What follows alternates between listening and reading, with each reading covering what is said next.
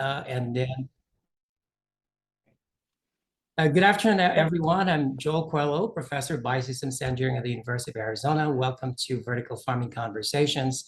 This afternoon, I'm joined by John Purcell, who is the Chief Strategy Officer of Unfold, the seed breeding and genetics company that is based in Davis, California.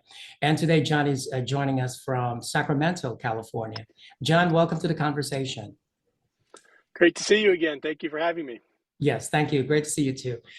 John, just for the benefit of our audience, because most of them are aware that when Unfold was established in 2020, about 2 years ago, you were serving as the CEO and the president, and then you shifted to Chief Strategy Officer. Could you just, if you don't mind, explain quickly why you decided to make that transition?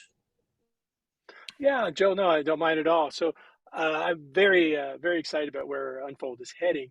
Unfortunately, we had a health issue in my family, and so I think all of us in our careers face times where you have commitments on the family level, you have commitments on the professional level, and we needed to be in Washington D.C. with my mother-in-law's health.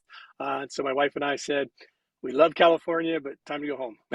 So we went back home and had a great conversation with the board. I wanted to stay involved with the company, but Joel, it's hard running a company when you're literally about as far away across the country as you could possibly be in Washington, D.C. So that was the decision. But, I'm really happy. I worked it out with the board, and our new CEO, Sonia Lowe, has been great because I'm very excited about where we're heading. And but sometimes in life, it doesn't turn the way you intended, but in the end, in my mind, it's always family comes first. Yes, so of course. that's what we did. So yeah. All right. So thank you for asking though. Yeah. And thank you, John. Thank you. So John, you were there at the very start when Unfold was founded again in 2020. And again, it's the investment arm of Bayer, which is, what is that again? Leaps by Bayer. And then there's Temasek, which is a Singapore-based investment firm. And they decided to join forces and establish Unfold. So take us back there, and what do you think convinced these two parties to come together and establish a company like Unfold? Yeah, and it's actually started when prior to joining Unfold, I was head of R&D for Bayer Crop Science, the vegetable division of Bayer Crop Science.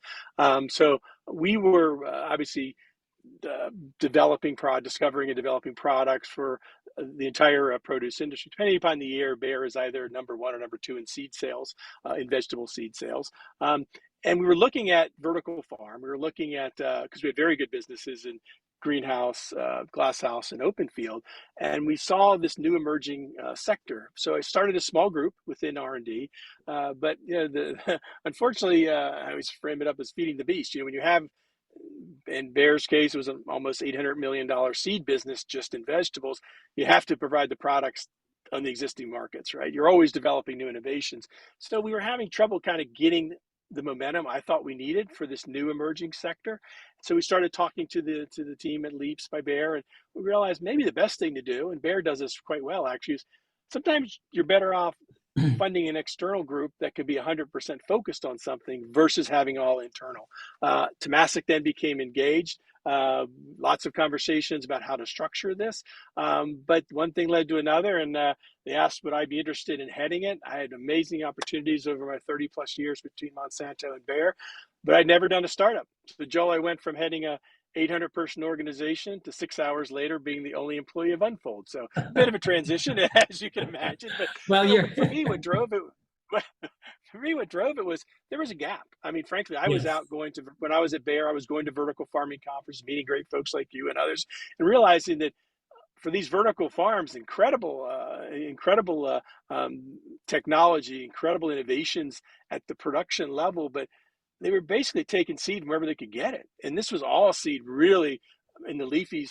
It was really stuff developed for Salinas Valley or for the deserts of Arizona. It wasn't honed for vertical or for indoor. And I thought, this is crazy. You would never walk into a glass house in the Netherlands and say, well, we don't have anything we know if it works in a glass house, but we have this stuff we grow outside. Here, try it. They'd show you the door immediately, right? So I think we saw it as an opportunity to really provide the quality of the seed, the kinds of traits you need to be successful in vertical. And for us at Unfold to have that 100% focus on the vertical farming sector. I think I'd like having that position where, Right. we're not trying to satisfy all the other markets that Bayer and the other big seed companies do. We're 100% focused on it. But I got to be honest, I liked where we ended up because we have, as part of Unfold structure, a license to the Bayer germplasm for us to use in vertical farm. They maintain the rights for open field, greenhouse, glasshouse. But for a startup, I mean, don't get me wrong, we had $30 million from Tomasic and Bayer, so I'm not Right. complaining. It's a great place to start. But the ability, though, to tap into world-class germplasm as a Yes, startup, Joel, it was a very nice situation, which is why I made the jump that's right. from heading R&D to starting up a venture Yes. like Unfold. And But in that fact, was a yeah. genesis. We saw a gap, and we thought that maybe the best way to fill this, and other seed companies are taking other paths, and I'm glad they are. They're trying to build it within their R&D organizations, but for us, I like having that focus on That's right. this is the market, these are the customers we have to satisfy Yes. their demands. And thank you for mentioning that. Unfold was given an initial funding of 30 million US dollars and plus access to the germplasm by Bayer. So that's a great deal. So tell us, Yeah. please, in terms of what are the crops that Unfold is currently focusing on, and what are some of the consumer-driven traits that are being developed? Yeah, so for us, we're starting with sort of two mainstays, if you will, of vertical lettuce and spinach, so leafy crops, two crops that are in the Bayer portfolio. And then I was convinced, and I'm glad it worked out this way, that in order for true vertical or indoor ag to be successful, I think the leap to fruiting crops, we have to make that. There's a reason why Right. glasshouse growers are growing tomato, pepper, cucumber, so a few other crops too, but those are really the main drivers on the glasshouse. What do those crops share? The ability to differentiate the consumer level, high level of focus on the sensory experience at the consumer level. So for me, I wanted those fruiting crops in the portfolio. So those are our first five crops: lettuce, spinach, tomato, pepper, cucumber. All I right. think lettuce and spinach, there's a lot of screening, trying to find germplasm that works.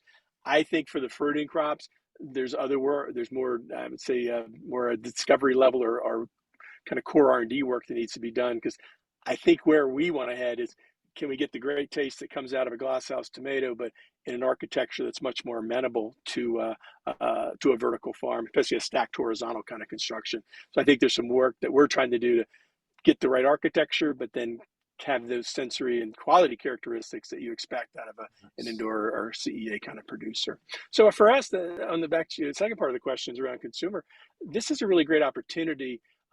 You can't ignore some of the pressures, the biotic stresses that any grower faces with disease pressure, pest pressure. But let's be honest, the management you have in an indoor ag definitely reduces the level of pressures you have, which Right. allows you to focus more. And then, of course, from an abiotic stress perspective, you're controlling the environment Yeah. pretty effectively. So the range of temperature, humidity, you can control your lighting.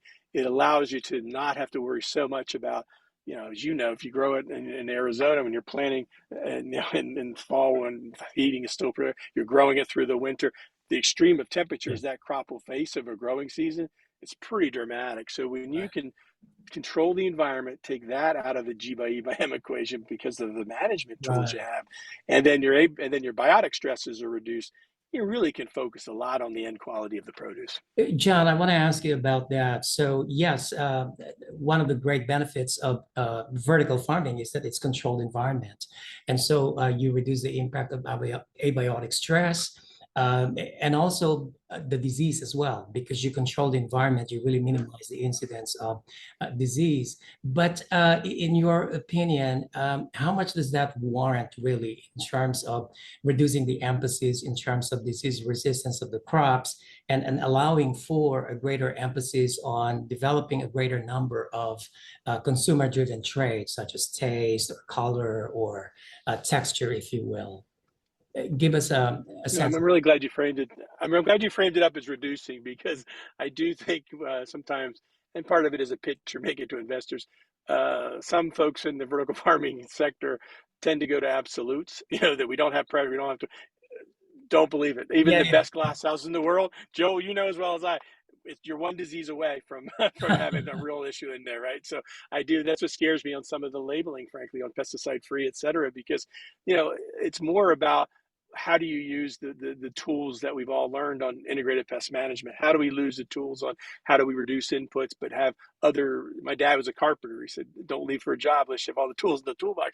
It's about using the tools that are out there. In some cases, pesticides are a tool you need to use. So I do like the way you frame it, which is reducing, because Yeah, that's what it is. You cannot, no matter how good your management systems are, you can't ignore that you could have a disease issue and you can have a problem. And so let's get back to basics, which is how do you use an integrated management system using the tools that are necessary for your production system. In your case, management, in this case, management tools are helping you a lot because you're doing a lot to prevent any kind of disease, but don't think you're immune. I mean, no matter how right. good a grower you are, we've all seen it. It's like, oh my Yeah. gosh, how did I get Okay. this? Well, you got to figure out how to get rid of it, right? Yeah. So, yeah. So John, as everybody knows, there's an energy crisis that's happening right now, and even looming, in terms of it being exacerbated in the winter, probably in Europe. And there are vertical Right. farms and even greenhouse operations that are going on in Europe. But with the traits that you are developing at Unfold, do you think, or how do you think those traits might help in terms of increasing the energy usage of crops in a vertical farm and therefore increase the energy efficiency of a vertical farm? Yeah, and I think for a lot of us, uh, California, $7 gas prices and other things, and you're looking, of course, the incredible devastation in Ukraine right now and the Yes. impact that's having on energy markets. There's just a lot of pressure on the energy sector right now. And let's be honest, you think about vertical farming, it's using technologies that aren't using the greatest source of energy in our solar system, the sun, right? And so, how do you then Yeah. deal with this energy equation? They've done some great things on innovations on how they manage their crop to do it, but I do think genetics should play a role too. For me, I think about things like how can we improve the conversion of energy to biomass? And that's having kind of looking at the Yeah. how that crop's responding to the amount of energy you're inputting through the artificial lighting system. It's how can you accelerate the time to harvest. So if you instead of have a 28-day growth cycle, if you have a 26-day growth cycle using the same amount of energy per day, well, then you've already saved 2 out of 28, Right. 7%. So I think part of it is time to maturity. Part of it is Yeah. that basic equation of converting light to biomass. And then I think Yes. anything we can do to allow for having more variance, I should say, in the temperature control, the humidity control, so you don't have to use quite as much energy to have as tight a control over those. If we can get some product in there that gives them a little more flexibility on how tight they have to keep those controls, Right. I think that's another area we need to look at. But I think there's just a lot of untapped potential, both Unfold as well as the other great seed companies are going after this, to really now get into understanding that how genetics can be optimized using the G by E by M, looking at the great management tools they have, but then with that particular focus on what can we do to address this energy equation, All right. whether providing more flexibility in the conditions that crop can be grown, improving the efficiency of the conversion of light to biomass, or Yeah. reducing cycle time so that you don't have to grow the product sites as long. So I do think there's going to be some gains we can make because they've done great things on the lighting, on the mechanics, Yeah. all the hardware of the system. Now Right. let's really talk about the genetics, how we can help Yeah. address the energy equation because it's major, as you know, it's a major cost for any producer. It is. It is.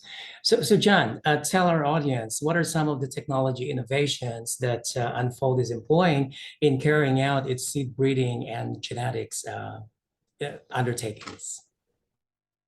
Yeah, and then I'll age myself here, unfortunately. But when I think about some of the transitions that breeding has made over the last decades, we really went from a very phenotypically driven. You took everything out to the field and you see how it worked, and you make your crosses and you go on to the molecular age where you could then predict genetically what are the markers that you need to identify. Oh, this does have the right genetics, and using that to drive your approaches. And now, what I like to term is sort of Silicon Valley meets Salinas Valley. this world of predictive breeding, where we're looking at it on a genome-wide level. Let's make the predictions on what are the Yeah, pedigrees that will be the best parental line. So I do think what's cool about this transition is it makes for a much more efficient breeding as you get from, you don't have to take everything out in the field to phenotype it. You're making selections either in the laboratory using molecular tools or in the computer using in silico approaches on predictive breeding. right. And I do think that transition has been tremendous. And I think vertical is maybe in the best position to take advantage of that transformation, because no matter how good your predictive breeding was, then you take it out into the field and you have record wet, or you have record heat, you have record, so it's hard to model every environmental condition, whereas we're doing a lot through to control the environment side, which means you can really hone the genetics for that. So I do think in vertical farming can really help accelerate the way I think about breeding, from the traditional phenotypic to the molecular approaches, and now to the predictive approaches. And that's what we're trying to do. And the advantage we have, Joel, when those have been Yeah, around for as long as I have, 30 some years, you were kind of retrofitting in the molecular approaches, and then you retrofitted in the predictive analytics and the predictive breeding. In this case, we're building it as the industry is growing, so you can put together your breeding programs with all of those elements incorporated, rather than trying to modify the way yes. you've been doing it traditionally. So And that's very powerful. So that combined with the precision environment that's being offered by vertical farming, and then with the predictive breeding technologies and innovations, uh, do you then foresee being able to develop bespoke crops or designer crops that are designed to meet specific nutrient requirements by specific customers, for instance, seniors or diabetic patients or Alzheimer's patients? Tell us how realistic that is. yeah, and no, I think it is, but I think there's a step before we get there. It is realistic, and I think then you combine that with the amazing work that's going on as far as the gut microbiome and all, understanding really what's happening on a human physiology level. So you could see a day where you really are combining incredible amounts of data that's very particular for any type of health issue you might be confronting or might confront in the future. But I think before we get there, the biggest thing we could do, and I was just at the IFPA, the Fresh Produce Association meeting 2 weeks ago in Washington D.C., when they had the conference was coincident with the White House conference on nutrition and health. But the big message out of that was, boy, what can we do to, instead of treating all these diseases that are tied to health, whether it be type 2 diabetes, hypertension, et Yeah. cetera, why don't we start with getting people to eat right? Get, really having systems that allow people to get that proper portion on their plates Mm, right up front, and then avoid the challenges you have later in life, paying the billions of dollars in healthcare. Let's yeah, start with investing in getting people to eat right. But part of that, Joel, and I say this all the time, it's the best thing we can do for human health is having vegetables that are affordable, accessible, taste good, and yeah, can compete for stomach share. There's a lot of things we can eat that taste really good and they're convenient. Well, we've got to make the tomato or the carrot or the pepper the first thing that you choose versus the other options that are out there. But that's about really providing the consumer experience that we're yeah, looking for. But I do think vertical could play a role in that, because it's local. It's right. the time to market is quicker, et cetera. That's wonderful. Yes, yeah. So, John, Unfold is producing seeds that are intended specifically for vertical farms. How do you plan on doing the certification for these seeds? Is there a separate certification for it, or explain, please? No, I think it's a great question. It's a question that they're coming up more often at the indoor ag conferences. And I look at one model you look at is what's happening in tomato. When tomatoes moved toward much more protected culture, much more into greenhouse and glass house, and then you had this sort of stratification between the high tech glass houses. Um, that market evolved so that the seed quality and the hygiene you needed to produce that seed that went into this, that was dramatically different than the seed Yeah, you would produce to go externally. Obviously, you always have to worry about disease and hygiene on a seed, but it basically evolved into where the seed would be produced by a totally GSPP. It's called a totally different system because of the end market that seed is going to be used in. I think vertical can go the same way. I think right now they're kind of at a point where they have to buy seed from wherever, and a lot of it was developed for outdoors, but not only it was actually grown outdoors then, and then mhm, you're putting it into this pristine high yeah, tech environment. Whereas in glasshouse, you start right from the beginning where you're breeding for seed that will perform in a glass house, and you're producing that seed in a similar kind of environment. So Yes. you're already starting at that high hygiene level. And Joe, I can tell you, I think this market can evolve that way. I think it will evolve that way because it's sort of a disconnect in some ways where you have this amazing production system and then you're just grabbing seed from wherever and putting it in there. And you have to do a lot of work to make sure that seed isn't going to, bring something into your production Yeah. system Yeah. that you don't want there. And everybody does a good job keeping clean seed and all that. It's just when you have that level of hygiene, sometimes it demands you produce that seed in a different manner than if it was going to be grown outdoors. So Right. hygiene is always important for every grower, but we only need to look at tomatoes and how that market evolved, where you literally do have a different production system for those growers who are in high-tech glasshouse, Okay. for example. So, Yeah, John, final two questions. So, it's been two yeah. years since Unfold was established in 2020. To the extent that you can, where is the company at now? Yeah, so we've got our R&D up and running. We've got great relationships with customers. We've got our customers on 4 continents, which is pretty cool. We launched a program called the Innovation Partner Program. We try to take a different take on how to think about customers, a much more collaborative approach where we're looking at the challenges and working together to solve them. So we have announced some of those partners, Sustaneer in Singapore, Bowery here in the United States.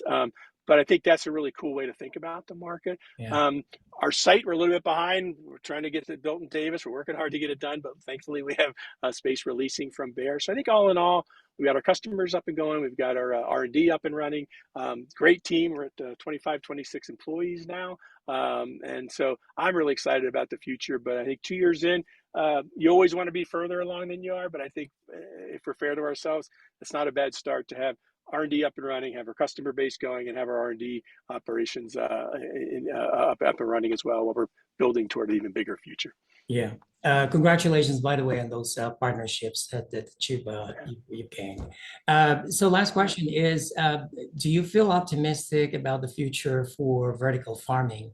And not just, in terms of your role within the vertical farming industry, but in terms of the help that your breeding company can provide to improving food security in general on the planet.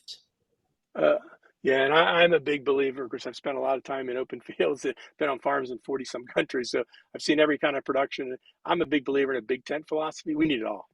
It's Salinas Valley isn't going away. The greenhouses aren't going away, but vertical farming can Yes. absolutely play a critical role to get, especially on that consumer experience, having produce it where people live.